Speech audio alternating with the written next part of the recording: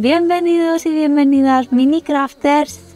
¿Os acordáis de mí? Yo soy Ana, la profesora de KT Academy, y en el vídeo de hoy os voy a mostrar cómo hacer estas pequeñas calabazas para este otoño, que además son súper fáciles de hacer.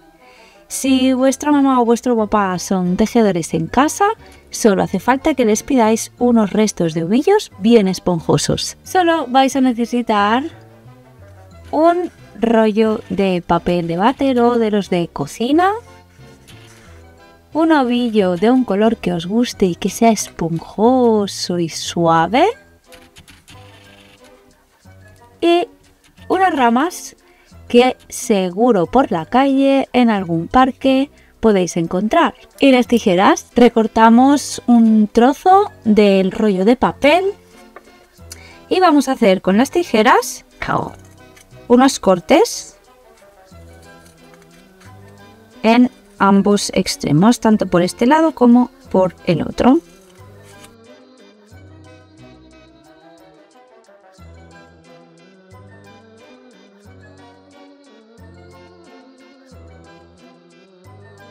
Y esto lo vamos a doblar hacia dentro. Nos quedan como unas pestañitas que lo que van a hacer es darle volumen a nuestra calabaza.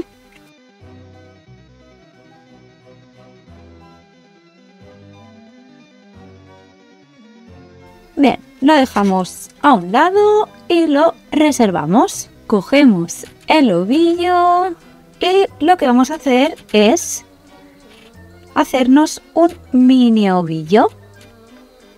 Solo con un resto no hace falta, no necesitamos un ovillo entero, con lo cual si tenemos restos en casa, perfecto, porque así aprovechamos hilo que igual de otra manera no se usaría.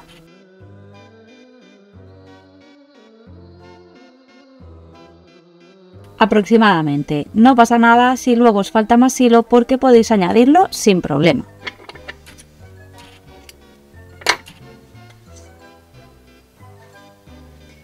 Cogemos esta punta, la colocamos en uno de los cortes de la pestaña para que se aguante y empezamos a dar vueltas envolviendo por el centro. Vamos a introducir este mini ovillo que hemos hecho, colocamos por el centro, tiramos y vamos envolviendo todo el cartón en redondo.